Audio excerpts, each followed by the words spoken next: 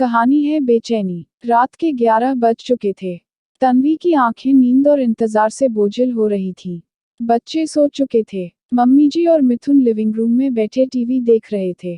तन्वी का मन हो रहा था कि मिथुन को आवाज देकर बुला ले, लेकिन मम्मी की उपस्थिति के लिहाज के चलते उसे ठीक नहीं लगा। पानी पीने के लिए किचन में जाते हुए उसने मिथुन को देखा, पर उनका ध्यान नहीं गया। पानी पीकर भी अतृप्त सी वह वापस कमरे में आ गई। बिस्तर पर बैठकर उसने एक नज़र कमरे पर डाली। उसने और मिथुन ने एक दूसरे की पसंद नापसंद का ख्याल रखकर इस कमरे को सजाया था।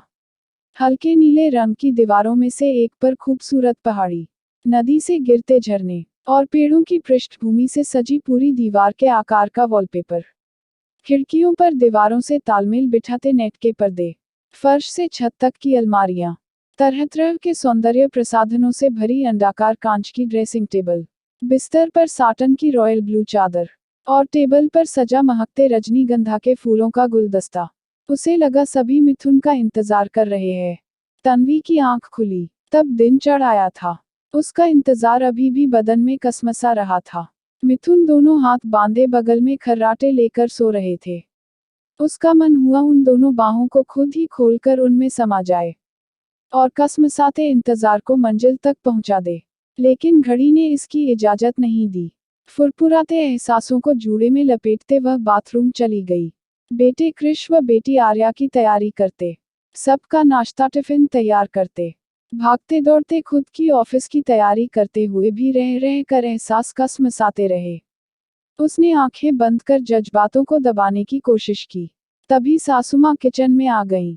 वह सकपका गई। उसने झटके से आंखें खोल लीं और खुद को व्यस्त दिखाने के लिए पास पड़ा चाकू उठा लिया, पर सब्जी तो कट चुकी थी।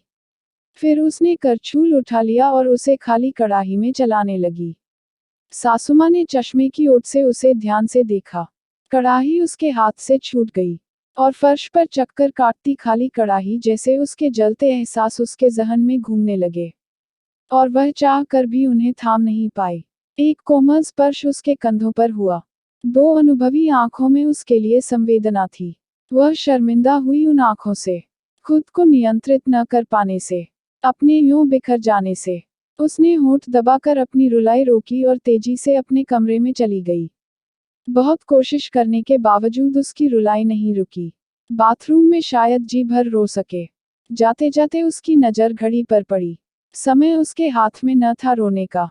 तैयार होते होते तन्वी ने सोते हुए मिथुन को देखा। उसकी बेचैनी से बेखबर मिथुन गहरी नींद में थे। तैयार होकर उसने खुद को शीशे में निहारा और खुद पर ही मुग्ध हो गई। कौन कह सकता है कि वह कॉलेज में पढ़ने वाले बच्चों की माँ है। कसी हुई देह, गोल चेहरे पर छोटी मगर तीखी नाक, लंबी पतली गर्दन, सुडौल कमर के गिर्द लिपटी साड़ी से झांकते बल, इक्का दुक्का झांकते सफेद बालों को फैशनेबल अंदाज में हाईलाइट करवाकर करीने से छिपा लिया है उसने। सबसे बढ़कर है जीवन के इस पड़ाव का आनंद लेती, जीवन के हिलोरों को महसूस करते, मन की अंगड़ाइयों को जाहिर करती उसकी खूबसूरत आंखें। अब बच्चे बड़े होकर अपने जीवन की दिशा तय कर चुके हैं और मिथुन अपने करियर की बुलंदियों पर हैं। वह खुद भी एक मुकाम हासिल कर चुकी है। भविष्य के प्रति एक आश्वस्ति है जो उसके चेहरे, आंखों, चाल ढाल से छलकती है। मिथुन उठ चुके थे। रात के अधूरे इंतजार के आक्रोश को परे धकेल एक मीठी सी मुस्कान के साथ उसने गुड मॉर्निंग कहा। मिथुन ने एक मोहक नज़र उस पर डाली और उठकर उसे बाहों में भर लिया। रीढ़ में फुरफुरी सी दौड़ गई। कसमसाती इच्छाएं मजबूत बाहों का सहारा पाकर कुलबुलाने लगी। मिथुन की आंखों में झांकते हुए तपते होठों को उसके होठों के पास ले जाते शरारत से उसने पूछा, इरादा क्या है? मिथुन जैसे चौंक गए। पकड़ ढीली हुई। उसके माथे पर चुंबन अंकित करते, घड़ी की ओर देखते हुए कहा, इरादा तो नेक ही है। तुम्हारे ऑफिस का टाइम हो गया है, तुम निकल जाना। और वे बाथरूम की तरफ बढ़ गए। जलते होठों की तपन को ठंडा करने के लिए आंसू छलक पड़े तन्वी के। कुछ देर वह ऐसे ही खड़ी रही, उपेक्षित, अवांछित। फिर मन की खिन्नता को परे धकेल चेहरे पर पाउडर की एक और परत चढ़ा। लिपस्टिक की रगड़ से होठों को धिक्कार कर वह कमरे से बाहर निकल गई। करीब साल भर पहले तक सब सामान्य था।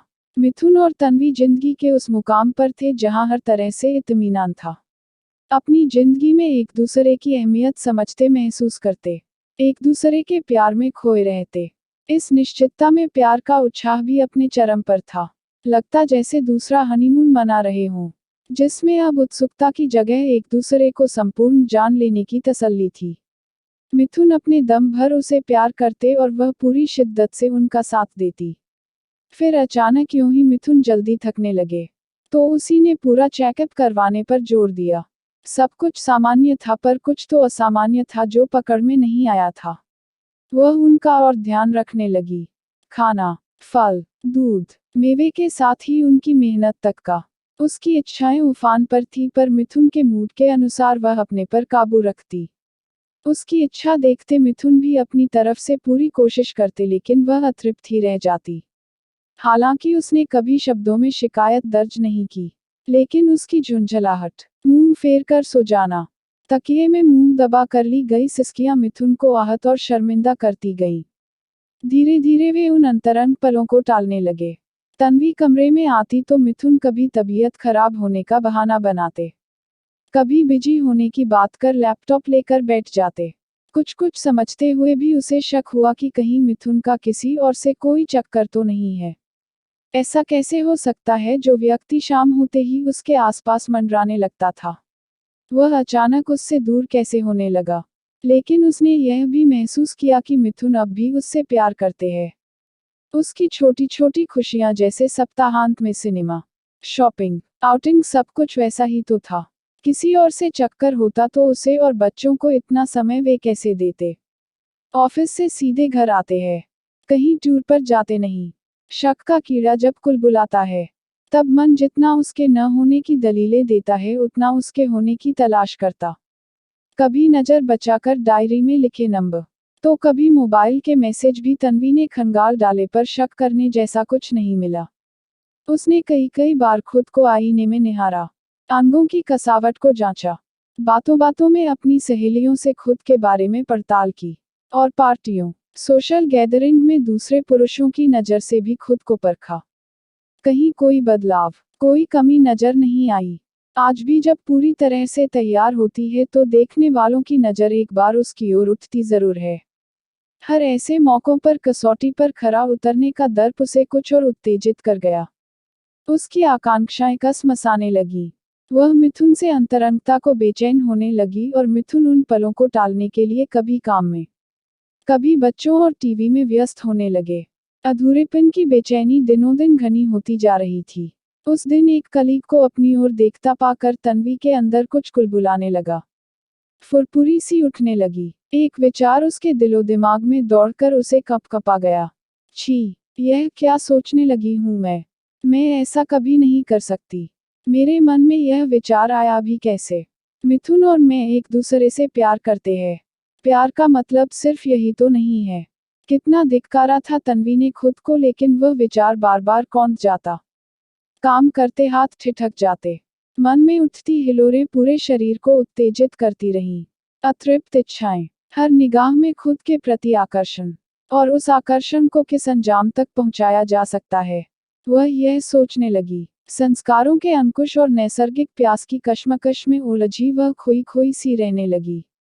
उस दिन दोपहर तक बादल घिर आए थे। खाना खाकर वह गुदगुदे कंबल में मिथुन के साथ एक दूसरे की बाहों में लिपटे हुए कोई रोमांटिक फिल्म देखना चाहती थी। उसने मिथुन को इशारा भी किया, जिसे अनदेखा कर मिथुन ने बच्चों के साथ बाहर जाने का प्रोग्राम बना लिया। वे नासमझ बन तन्वी से नजरें चुराते रहे, उसके घुटते दिल को नजरअंदाज करते रहे। वह चिढ़ गई। उसने जाने से मना कर दिया, खुद को कमरे में बंद कर लिया और सारा दिन अकेले कमरे में रोती रही। तन्वी ने पत्र पत्रिकाएं, इंटरनेट सब खंगाल डाले। पुरुषों से जुड़ी सेक्स समस्याओं की तमाम जानकारियां पढ़ डाली। परेशानी कहाँ है, यह तो समझ आ गया, लेकिन समाधान निकालने के लिए मिथुन से बात करना जरूरी था। बिना उनके सहयोग के कोई समाधान संभव ही नहीं था। बात करना इतना आसान तो नहीं था। शब्दों को तोलमोल कर बात करना, एक कड़वे सच को प्रकट करना इस तरह कि वह कड़वा न लगे। एक ऐसी सच्चाई के बारे में बात करना जिसे मिथुन पहले से जानते हैं। कि तन्वी इसे नहीं जानती और अब उन्हें बताना कि वह भी इसे जानती है। यह सब बताते हुए भी कोई आक्षेप, कोई इल्जाम न लगे। दिल तोड़ने वाली बात पर दिल न टूटे। बेहद कठिन काम था। दिन निकलते गए, कसमसाहटें बढ़ती गईं। अतृप्त प्यास बुझाने के लिए वह रोज नए मौके रास्ते तलाशती रही। समाज, परिवार और बच्चे उस पर अंकुश लगाते रहे। तन्वी खुद ही सोचती कि क्या इस एक कमी को इस कदर खुद पर हावी होने देना चाहिए। तो कभी खुद ही इस जरूरत के बारे में सोचती, जिसके पूरा न होने पर बेचैन होना गलत भी तो नहीं। अगर मिथुन अतृप्त रहते तो क्या ऐसा संयम रख पाते? नहीं, मिथुन उसे कभी धोखा नहीं देते या शायद उसे कभी पता ही नहीं चलने देते। नेहा उसकी अच्छी सहेली थी। उससे तन्वी की कश्मकश छिपी न रह सकी। तन्वी को दिल का बोझ हल्का करने को एक साथी तो मिला, जिससे सहानुभूति के रूप में फौरी तौर पर राहत मिल जाती थी। नेहा उसे समझाती तो थी पर क्या वह समझना चाहती है? वह खुद भी नहीं समझ पाती थी। उसने कई बार इशारे में उसे विकल्प तलाशने को कहा, तो कई बार इसके खतरे से आगाह भी किया। कई बार तन्वी की जरूरत की अहमियत बताई तो कई बार समाज संस्कार के महत्व को भी समझाया। तन्वी की बेचैनी ने उसके मन में भी हलचल मचाई, और उसने खुद ही खोजबीन करके कुछ रास्ते सुझाए। धड़कते दिल और डगमगाते कदमों से तन्वी ने उस होटल की लॉबी में प्रवेश किया था। साड़ी के पल्लू को कसकर लपेटे वह खुद को छिपाना चाह रही थी, पर कितनी कामयाब थी नहीं जानती। रिसेप्शन पर बड़ी मुश्किल से रूम नंबर बता पाई थी। कितनी मुश्किल से अपने दिल को समझाकर वह खुद को यहाँ तक लेकर आई थी। खुद को लाख मनाने और समझाने पर भी एक व्यक्ति के रूप में खुद को देख पाना एक स्त्री के लिए कितना कठिन होता है, यह जान रही थी। अपनी इच्छाओं को एक दायरे से बाहर जाकर पूरा करना कितना मुश्किल होता है। लिफ्ट से कमरे तक जाते यही विचार उसके दिमाग को मथ रहे थे। कमरे की घंटी बजाकर दरवाजा खुलने तक 30 सेकंड में 30 बार उसने भाग जाना चाहा। दिल बुरी तरह धड़क रहा था। दरवाजा खुला। उसने एक बार आसपास देखा और कमरे के अंदर हो गई।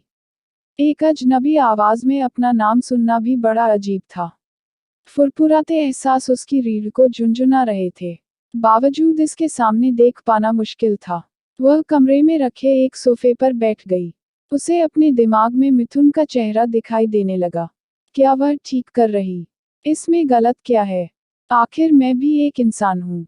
अपनी इच्छाएं, अपनी जरूरतें पूरी करने का हक है मुझे। मिथुन को पता चला तो? कैसे पता चलेगा? शहर के इस दूसरे कोने में घर ऑफिस से दसियों किलोमीटर दूर कुछ हुआ है। इसकी भनक तक इतनी दूर नहीं लगेगी। इसके बाद क्या वह खुद से नजरें मिला पाएगी? यह सब सोचकर उसकी रीढ़ की वह सनसनाहट ठंडी पड़ गई। उठकर भाग जाने का मन हुआ। वह इतनी स्वार्थी नहीं हो सकती। मिथुन, मम्मी, बच्चे, जान पहचान वाले, रिश्तेदार सबकी नजरों में वह नहीं गिर सकती। वेटर 2 कॉफी रख गया। कॉफी की भाप के उस पार 2 आंखें उसे देख रही थीं। उन आंखों की कामुकता में उसके एहसास फिर फुरफुराने लगे। उसने अपने चेहरे से होकर गर्दन और वक्ष पर घूमती उन निगाहों को महसूस किया। उसके हाथ पर एक स्पर्श उसके सर्वांग को थरथरा गया। उसने आंखें बंद कर लीं। वह स्पर्श ऊपर और ऊपर चढ़ते बाहों से होकर गर्दन के खुले भाग पर मचलने लगा। उसकी अतृप्त कामनाएं सिर उठाने लगी। अब वह सिर्फ एक स्त्री थी, हर दायरे से परे, खुद की कैद से दूर, अपनी जरूरतों को समझने वाली, उन्हें पूरा करने की हिम्मत रखने वाली, सही गलत की परिभाषाओं से परे, अपनी आदिम इच्छाओं को पूरा करने को तत्पर। वह दुनिया के अंतिम कोने तक जा सकने को तैयार, उसमें डूब जाने को बेचैन। तभी वह स्पर्श हट गया। अतृप्त खालीपन के झटके से उसने आंखें खोल दी। आवाज आई, कॉफी पीजिए। कामुकता से मुस्कुराती 2 आंखें देख उसे एक तीव्र वितृष्णा हुई खुद से, खुद के कमजोर होने से और उन 2 आंखों से। होटल के उस कमरे में अकेले उस अपरिचित के साथ यह क्या करने जा रही थी वह झटके से उठी और कमरे से बाहर निकल गई। लगभग दौड़ते हुए वह होटल से बाहर आई और सामने से आती टैक्सी को हाथ देकर उसमें बैठ गई। तन्वी बुरी तरह हाफ रही थी। वह उस रास्ते पर चलने की हिम्मत नहीं जुटा पाई। दोनों ओर स्थितियां चरम पर थीं। दोनों ही अंदर से टूटने लगे थे। ऐसे ही जिए जाने की कल्पना भयावह थी। उस रात तन्वी की सिसकियां सुन मिथुन ने उसे सीने से लगा लिया। उसका गला रुंध गया, आंसू बह निकले। मैं तुम्हारा दोषी हूं तनु, मेरे कारण। तनु ने उसके होठों पर अपनी हथेली रख दी। ऐसा मत कहो, लेकिन मैं करूं क्या? बहुत कोशिश करती हूं लेकिन बर्दाश्त नहीं कर पाती। मैं तुम्हारी बेचैनी समझता हूं तनु। मिथुन ने करवट लेकर तन्वी का चेहरा अपने हाथों में ले लिया। तुम चाहो तो किसी और के साथ। बाकी के शब्द एक बड़ी हिचकी में घुल गए। वह बात जो अब तक विचारों में तन्वी को उकसाती थी, और जिसे हकीकत में करने की हिम्मत वह जुटा नहीं पाई थी, वह मिथुन के मुंह से निकलकर वितृष्णा पैदा कर गई। तन्वी का मन घिना गया। उसने खुद ऐसा कैसे सोचा? इस बात से ही नफरत हुई। मिथुन उससे इतना प्यार करते हैं, उसकी खुशी के लिए इतनी बड़ी बात सोच सकते हैं, कह सकते हैं, लेकिन क्या वह ऐसा कर पाएगी? क्या ऐसा करना ठीक होगा? नहीं, कतई नहीं, उसने दृढ़ता से खुद से कहा। जो सच अब तक संकोच और शर्मिंदगी का आवरण ओढ़े अपारदर्शी बनकर उनके बीच खड़ा था, आज वह आवरण फेंक उनके बीच था, और दोनों उसके आर पार एक दूसरे की आंखों में देख रहे थे। अब समाधान उनके सामने था। वे उसके बारे में बात कर सकते थे। उन्होंने देर तक एक दूसरे से बातें की, और अरसे बाद एक दूसरे की बाहों में सो गए एक नई सुबह में उठने के लिए। अगर आपको कहानी पसंद आए तो लाइक और शेयर कीजिए और चैनल को सब्सक्राइब करना मत भूलिए।